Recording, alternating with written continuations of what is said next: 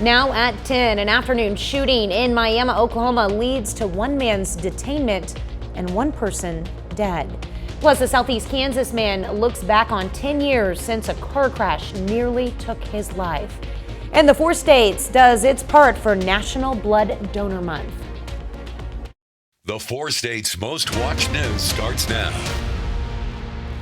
Authorities investigate a shooting today in Miami, Oklahoma. This is KOAM News at 10.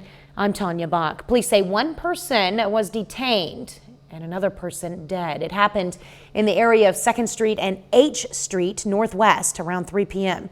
The area had been blocked off to traffic, but authorities say there is no continued threat to the community. You can find more details as they become available on our website, KOAMnewsnow.com. A jury in Cherokee County, Kansas found a Columbus man guilty of child sex crimes. 38-year-old Brian Stewart was accused of multiple incidents of sexually assaulting children in 2016. Yesterday, the jury found him guilty of rape and 5 counts of aggravated indecent liberties with a child. Stewart will be sentenced on March 8th. Chloe Arroyo joins us with a first look at weather. Well, we're currently phasing out of the first round of 3 rounds that we're tracking of snowfall. Now we have a couple of snow showers here and there, especially in our western counties. None of this will cause any type of accumulation heading into tonight. The reason why these temperatures above freezing right now. We're hanging upper 30s, lower 40s. Grove and Anderson 41 degrees, Nevada as well as Lamar 35, Yates Center 34, Neodesha you're at 34 as well. So we're going to continue to reach that freezing level, but we're not there quite yet, but we'll get there pretty soon. Now coming up in a bit, we're going to talk about the snow potential on Monday and Tuesday. We also have another system that we're tracking, our 3rd system on Friday, a week from today, and then we also have our cold blast coming into next week. I'll have the full rundown and more coming up here in a bit. All right, thanks, Chloe. Tomorrow marks 10 years to the date when a near-fatal accident changed one man's life forever. In the early morning hours of January 6, 2014, the car Colter Steffens was riding in swerved into a ditch west of Pittsburgh. Soaking wet in sub-zero temps, Steffens trekked through the snow in search of help. He walked, and when his legs stopped working, crawled until he reached the nearest house. The homeowner found him curled up and frozen on his porch. I'm just glad he showed up. Like, if he wouldn't have showed up, I wouldn't be here. I know that much. If he wouldn't have called police or anything of that matter. I do remember him like help chiseling me off the ground and throwing me on his bar table. I remember a bar table. I do remember that, and him throwing me up there, and they were throwing blankets on me. Well, Steffens lost both lower legs and his right hand, but what emerged is a story of unwavering resilience. He turned to his love for music to move past the tragedy and even wrote a song about the accident. Now, Colter says he never got to personally thank the man who found him. He says he'd love to meet him and express his gratitude in person.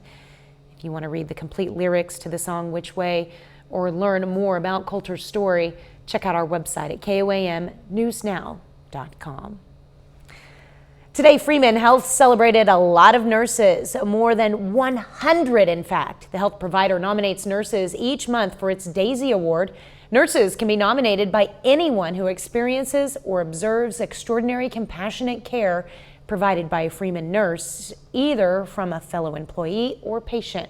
For the staff at Freeman, the recognition is for a real labor of love. So this year we're really excited to have this award ceremony because we are working really hard to get more engagement with our Daisy program. And last year we set a record at Freeman with 85 nominations, and this year we were at 150. So we're really proud of our engagement. We know that we're getting it out there for patients to know. It also speaks volumes to the work that we're doing with our culture at Freeman, trying to make Freeman the best place for nurses to work. The Daisy Award was created in 1999 by the family of J. Patrick Barnes in his memory to thank nurses who gave him skillful and compassionate care during his 8-week hospitalization. Well, January is National Blood Donor Month, so a local blood bank is asking for people to give. According to the Association for Blood Donor Professionals, only 3% of Americans currently donate blood, despite 65% of the population eligible to do so. Locally, the Community Blood Center of the Ozarks says January can be a challenging month for them. KOAM's Fernanda Silva has their story. Every 56 days over the last 4 years, Clayton Davidson does the same thing. He sits in the chair, extends his arm, and gives a little bit of life to those who need it. It's something we can do to help others that doesn't cost us anything. It's just a real need in the area, and so why not? He was one of the 200 donations the Community Blood Center of the Ozarks need every day to meet the need of more than 45 hospitals in the area. For the organization, the month of January can be specifically challenging. You never know what the winter weather might do, and if it snows a lot of our blood drives do get canceled. The holidays play effect, people are busy, they've been worn out, flu and illness, or if people are sick, they can't donate. Around the holidays, they had to have an extra push just to get enough blood to make it through until January, so we could always give more blood. In 2023, more than 29,000 donors supported the initiative. Dwayne Berbauer also was one of them.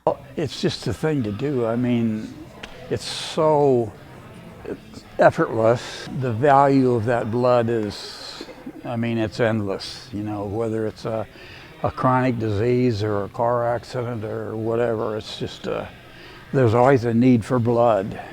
A need that can become part of one's New Year's resolution. In Pineville, Fernanda Silva, KOAM News. In 2023, the Community Blood Center of the Ozarks provided more than 60,000 units of blood to area hospitals. Labette Health names Community Blood Center of the Ozarks as the exclusive provider of blood, plasma, and platelets. This designation expands CBCO's role as the sole provider to patients at 45 area hospitals, including 44 institutions across Southwest Missouri, Northwest Arkansas, and Southeast Kansas. CBCO says it will begin scheduling local blood drives as part of its initiative to bolster the region's blood supply. The contract went into effect January 1st.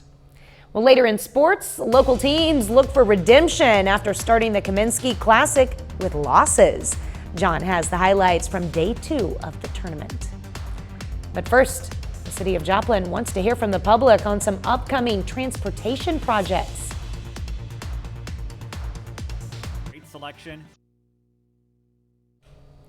Kicking off the election year in the battleground state of Pennsylvania, President Biden directly attacked his once and potentially future foe, Donald Trump.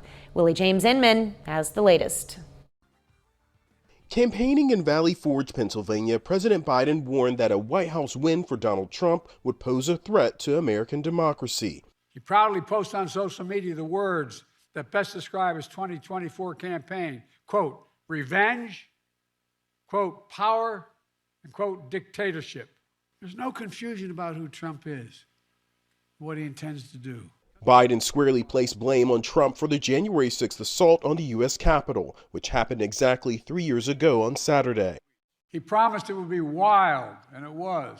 He told the crowd to fight like hell. It was among the worst derelictions of duty by a president in American history. In Iowa, less than 2 weeks before the state's Republican caucus, Trump went on the offensive against the president. There's only one candidate in this race who is going to be up to the task of saving America from every single Biden disaster starting on day one. And I think that when Trump ran in 2016, it was really, America first. And I think now this campaign has really been about Trump first. Florida Governor Ron DeSantis and former South Carolina Governor Nikki Haley also campaigned in Iowa ahead of the January 15th caucus, while former New Jersey Governor Chris Christie appeared in New Hampshire before its primary on January 23rd. Willie James Inman, CBS News, Washington. The Supreme Court said Friday it will decide whether Trump can be kept off the ballot because of his efforts to overturn the 2020 election loss. Colorado's top court found Trump ineligible for the presidency and would leave him off the state's primary ballot. And Maine's Secretary of State made a similar decision shortly after.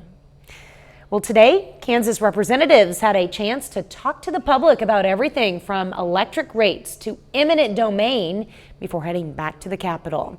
Legislative Send-Off 2024 event brought out members of the community to hear what their representatives had to say. Now, one attendee, however, wanted to hear more. I appreciated hearing the comments from all various representatives. I wish they would have maybe been a bit more specific with the particular plans that they were going to advocate for, particularly when it came to the issues like Medicaid expansion and child care. They seemed very non-committal and they kept it pretty vague. The event was held at the PSU Wilkinson Alumni Center. The Joplin Area Transportation Study Organization is seeking comments during a 7-day public comment period for amendments to the 2022-2025 Transportation Improvement Program, or TIP. The proposed TIP amendment includes 22 modified projects and 4 new projects. The public comment period for this amendment begins at 8 a.m. Monday, January 8th. For more information, you can head over to our website at KOAMnewsnow.com. A little later, a major pet food provider gets ready to set up shop in Miami, Oklahoma. Plus, we're tracking even more snow. I'll have all the details coming up next. On flooring, it's fun and affordable.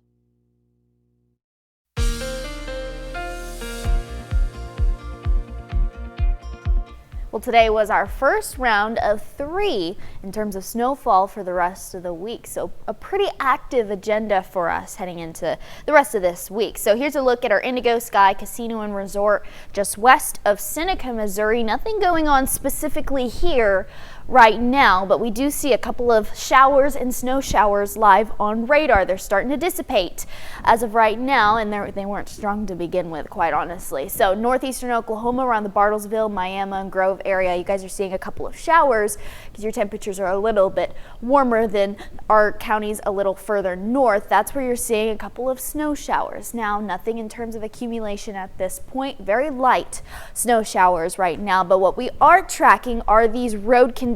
Where you see the dark blue, we're all clear.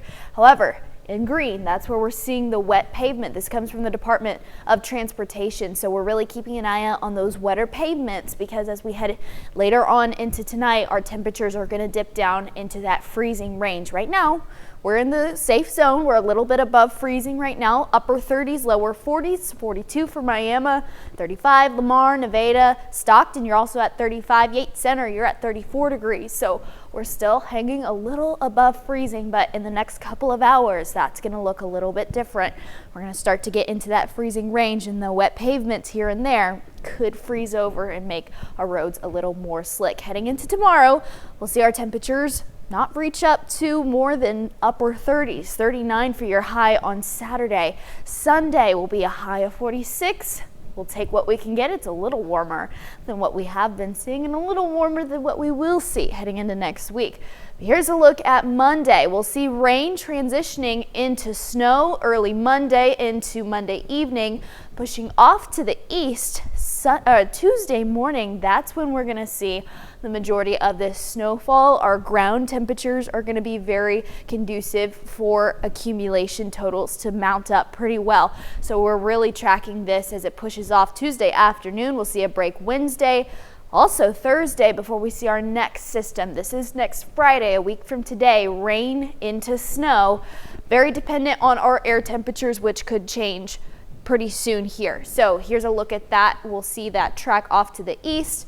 And then same thing, except take note of these temperatures, a whole lot colder. This is due to the Arctic blast that we'll see next week, a whole lot colder than what we're seeing right now. We're really going to be hoping for those temperatures in the 40s for our highs, but as looking at this will be a whole lot colder into the 20s, and some of us could even see teen temperatures pretty soon here. But hey, it's winter, so we're right on track for it. Here's a look at the rest of the week. Once again, a possible alert day on Tuesday where we see the majority of that snowfall, but we'll also see that other system on Friday and Saturday as well. So a lot to keep in mind, a lot to put on your calendars. A couple of days of snowfall, a couple of days of sunshine. Snowfall, sunshine. That's all you need to know. Welcome to the 4 states. Oh, yeah. All right, thanks, Chloe. Well, Purina will soon call Miami home. The pet food provider announced today it will open a brand new production plant in Miami, Oklahoma. This expansion enhances in-house capabilities for innovative dog and cat treat brands, many of which will now be exclusively produced at the facility in Miami. Purina further demonstrated its commitment to the city by presenting a $10,000 donation to the Miami Catcher Kahili Animal Shelter. Still ahead, a busy Friday of basketball across the 4 states. John Dales has highlights from several games in Missouri and Kansas up next in sports. An accident, you need a law firm.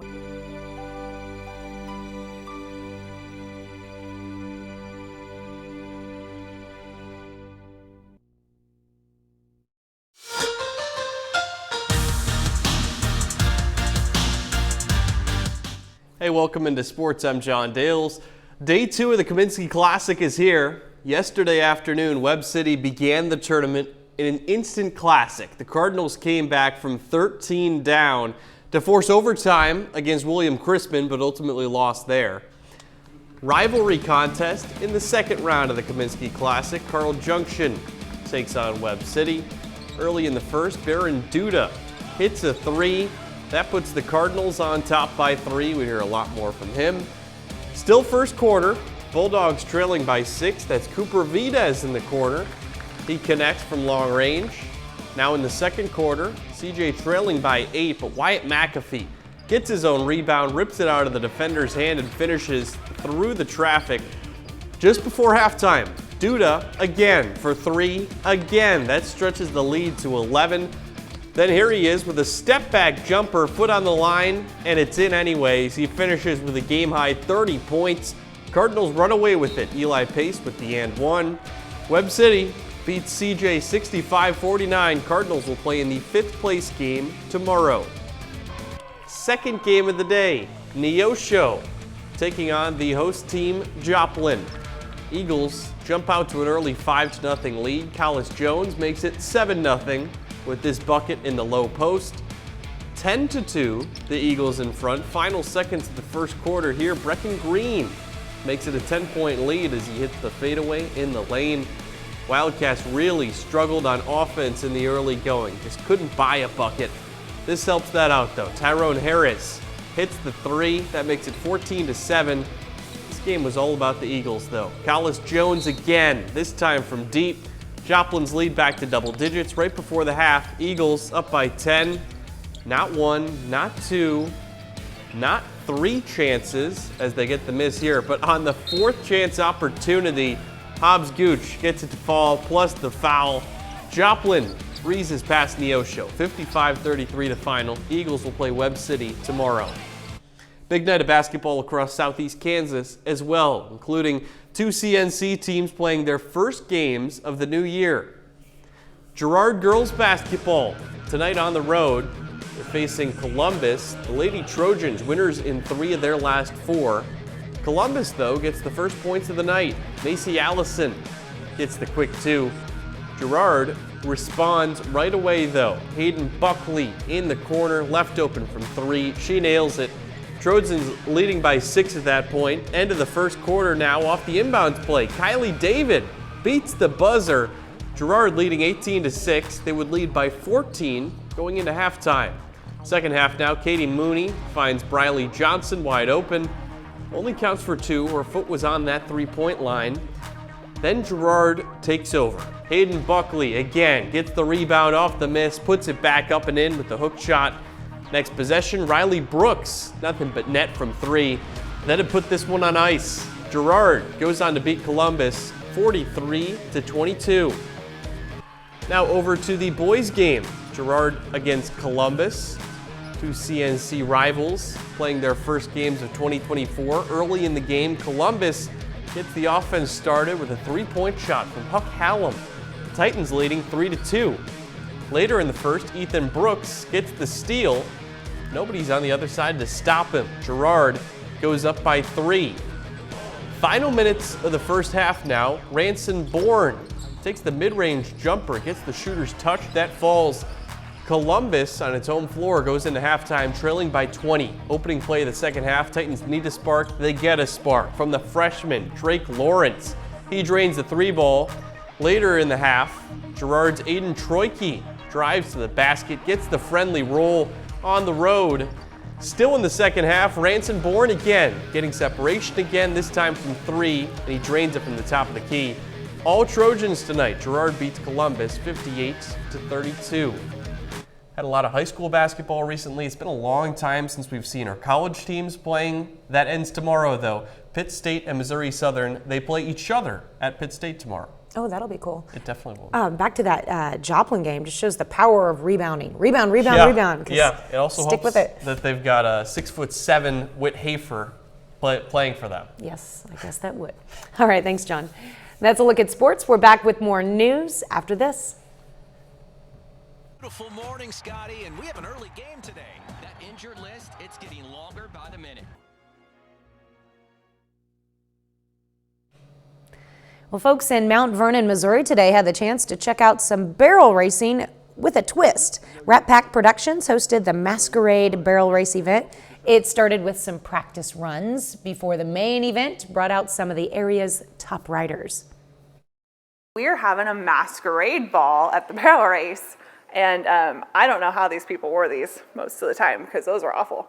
But just coming out to have fun, we wanted to throw on a fun, theme. It's cold. What can we do to kind of, spruce things up? So we thought, well, a masquerade would be a good idea. You can still wear your warm hat, but have a little bit of fun. So we're having a barrel race and just kind of throwing that theme in there. Themes are fun.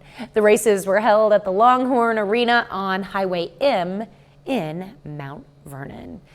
It's definitely a day to wear a stocking cap, though, that's for sure. For sure, and it'll continue to be that cold, we'll need it. Yeah, for sure. So, here's a quick look at your forecast. Monday and Tuesday, we'll see some snow. On Tuesday, possible weather alert day, and then another day, Friday and Saturday, for sure to look for. All right, thanks, Chloe. Final sports note. Yeah, that big basketball doubleheader tomorrow between Missouri Southern and Pitt State. At the women's level, that's two teams that each have winning streaks, so something's got to give. All right, it'll be interesting. Well, thanks for watching. We will see you Monday. Have a great evening and an even better weekend.